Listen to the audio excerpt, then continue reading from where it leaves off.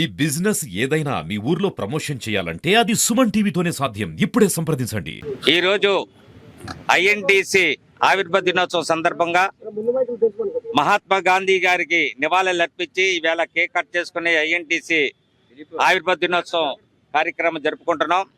ఈ రోజు కరెక్ట్ గా 79వ ఐఎన్టీసీ ఆవిర్భావ దినోత్సవం ఈ కార్యక్రమం జరుపుకుంటున్నాం. 1947 మే 3వ తారీఖు నాడు ఐఎన్టీసీ అనేది మహాత్మా గాంధీ, జవహర్లాల్ నెహ్రూ, సర్దార్ వల్లభాయ్ పటేల్ లాంటి మహానాయకులు స్థాపించబడిన ఈ యూనియన్ ఆ రోజు నుంచి ఈ రోజు వరకు కూడా డాక్టర్ జి సంజయ్ రెడ్డి గారి నాయకత్వంలో 3,30,00,000 మెంబర్షిప్ తో ప్రపంచంలోనే అధిక మెంబర్షిప్ ఉన్న సంస్థ ఐఎన్టీసీ సంస్థ.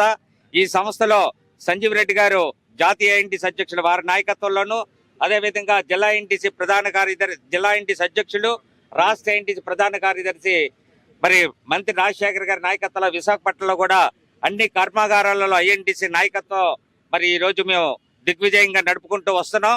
వారి నాయకత్వంలో, మంత్రి రాజశేఖర గారి నాయకత్వంలో మేమందరం కూడా సస్యశ్యామలంగా ఐఎన్టీసీకి ఏ కష్టం వచ్చినా, ఏ సమస్య వచ్చినా వారి దృష్టికి తీసుకెళ్తే వారు చేయగలిగింది చేసి మిగతాది సంజీవ్ రెడ్డి గారి నాయకత్వం దృష్టికి తీసుకుని వెళ్లి సమస్యలన్నీ పరిష్కారం చేయడంలో ఐఎన్టీసీ నాయకత్వం ముందుంది. మరి ఈ సందర్భంగా ప్రతి సంవత్సరం కూడా ఇక్కడ మేము మహాత్మా గాంధీకి నివాళులు అర్పించు కేక్ కట్ చేసుకోవడం ఆనవాయితీ జరుగుతుంది. మరి అదే విధంగా ఈ రోజు కూడా 79వ ఆవిర్భావ దినోత్సవం దిగ్విజయంగా మీ అందరి సమక్షంలో జరుపుకున్నందుకు మీ అందరికీ కూడా ఐఎన్టీసీ శుభాకాంక్షలు తెలియజేస్తున్నాం. రోజు ఐఎన్టీసీ 79వ ఫార్మసీ డే సందర్భంగా జిల్లాలో ఉన్న అన్ని కర్మాగారాల ఐఎన్టీసీ నాయకులు వచ్చి ఈ జీవీఎంసీ దగ్గర మహాత్మా గాంధీ గారికి మరి నివాళులు అర్పించి ఆయనకి దండలేయడం జరిగింది. ఎందుకంటే 1947 మే 3వ తారీఖున మన దేశానికి ఒక ఇండిపెండెంట్ యూనియన్ ఉండాలి, కార్మిక వర్గానికి కార్మిక రక్షణ కొరకు, చట్టాల రక్షణ కొరకు ఒక ట్రేడ్ యూనియన్ ఉండాలని చెప్పి ఆ రోజు 1947 మే 3వ తారీఖున మహాత్మా గాంధీ గారు, జవహర్లాల్ నెహ్రూ గారు, సర్దార్ వల్లభాయ్ పటేల్ గారు, సుభాష్ చంద్రబోస్ గారు వీళ్ళందరూ కూడా పెద్దలందరూ కలిపి ఈ ఐఎన్టీసీని స్థాపించారు. స్థాపించిన దగ్గర నుంచి ఈ రోజు వరకు 79 సంవత్సరాలుగా ఈ దేశంలో ఉన్న కోట్లాది మంది, సుమారు 50 కోట్ల మంది కార్మిక వర్గానికి రక్షణ కల్పించే విధంగా ఐఎన్టీసీ కృషి చేస్తుంది.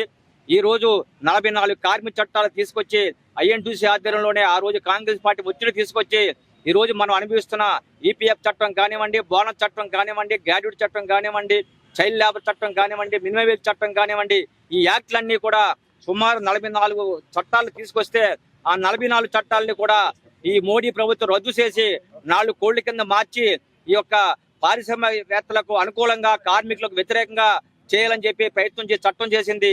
ఆ చట్టం రద్దు చేయాలని చెప్పి కూడా ఈ నెల 20వ తారీఖున దేశవ్యాప్తంగా అన్ని కార్మిక సంఘాలు కూడా సమ్మె చేయబోతున్నాం. ఈ రోజు ఐఎన్టీసీ నెంబర్ 1గా ప్రతి కార్మికుడికి కూడా 26,000 జీతం, మినిమం వేజ్, నేషనల్ వేజ్ ఇవ్వాలని చెప్పి ఈవెన్ మీ ప్రెస్ వాళ్ళకి కూడా, మీ కెమెరా మ్యాన్స్ కానీ, ప్రెస్ వాళ్ళకి కానీ, మీడియా వాళ్ళకి కానీ మినిమం జీతం అనేది 26,000 రూపాయలు ఇవ్వాలని చెప్పి ఐఎన్టీసీ దేశవ్యాప్తంగా డిమాండ్ చేస్తుంది. ఎందుకంటే ఒక కుటుంబాన్ని పోషించుకోవాలంటే కనీస వేతనాలు ఉండాలి. ఈ రోజు రాష్ట్రంలో కూడా సుమారు 18 సంవత్సరాల నుంచి వేతనాలు కూడా పెంచలేదు. చాలా దుర్మార్గం ఇది. కార్మిక వర్గం అంత శ్రమతోపిడి గురి అవుతుంది. కాబట్టి ఐఎన్టీసీ మరి దేనికైనా సిద్ధంగా ఉంది. ఈ కార్మికుల హక్కుల రక్షణ కొరకు, ఈ యొక్క ప్లాంట్, విశాఖపట్నం స్టీల్ ప్లాంట్ రక్షణ కొరకు మొత్తం ఈ కార్మికులను కాపాడడం గురించి ఐఎన్టీసీ ముందుంటుందని చెప్పి తెలియజేస్తూ ఈ సందర్భంగా మీ అందరూ కూడా ఐఎన్టీసీ ఫార్మసీ డే సందర్భంగా శుభాకాంక్షలు తెలియజేస్తున్నాం. అతిపెద్ద కార్మిక సంస్థ ఐఎన్టీసీ 1947వ సంవత్సరం మే 3వ తేదీన స్వాతంత్రం రాకముందే ఈ కార్మిక సంఘాన్ని స్థాపించడం జరిగింది. ఒక స్వతంత్ర ప్రతిపత్తి కలిగిన ఒక సంస్థ కావాలని చెప్పేటువంటి ఆనాటి మహనీయులందరూ కూడా, స్వాతంత్రోద్యమంలో పాల్గొన్నటువంటి అందరూ కూడా మరి కార్మిక సంఘాన్ని స్థాపించి కార్మిక హక్కుల రక్షణ కోసం, కార్మికులకు అనేకమైనటువంటి ప్రయోజనాలు కలగాలని, వారికి రక్షణ కలగాలని, నిరుద్యోగ యువత ఉపాధి కలగాలని మంచి ఉద్దేశంతో ఐఎన్టీసీని స్థాపించడం జరిగింది. ఐఎన్టీసీ స్థాపించిన నాటి నుంచి మహాత్మా గాంధీజీ ఆశయాలకు అనుగుణంగా ఈ యొక్క సంస్థ ఏర్పడింది. కాబట్టి ఆయన విగ్రహానికి నివాళులు అర్పించి ఆయన ఏదైతే ఈ దేశానికి, ప్రపంచానికి మార్గదర్శకం ఇచ్చారో ఆశయాలను కొనసాగించాలని ఒక మంచి ఉద్దేశంతో ఐఎన్టీసీ ప్రతి ఏటా కార్యక్రమాలు చేస్తూ ఈ రోజు ఇక్కడ విశాఖపట్నం మున్సిపల్ కార్పొరేషన్ దగ్గర గాంధీ విగ్రహం దగ్గర కాకుండా అన్ని పరిశ్రమల కూడల్లో కూడా ఐఎన్టీసీ జెండాన్ని ఎగరవేస్తూ కార్మిక వర్గానికి భరోసా కల్పిస్తూ కార్మిక వర్గం మీద జరుగుతున్న దాడులను ఎప్పటికప్పుడు ఎదుర్కొంటూ వారికి అండగా నిలిచిన సంస్థ ఐఎన్టీసీ. 3,45,00,000 మంది మెంబర్షిప్ ఉన్నటువంటి ఏకైక పెద్ద సంస్థ ఈ దేశంలో ఐఎన్టీసీ మాత్రమే.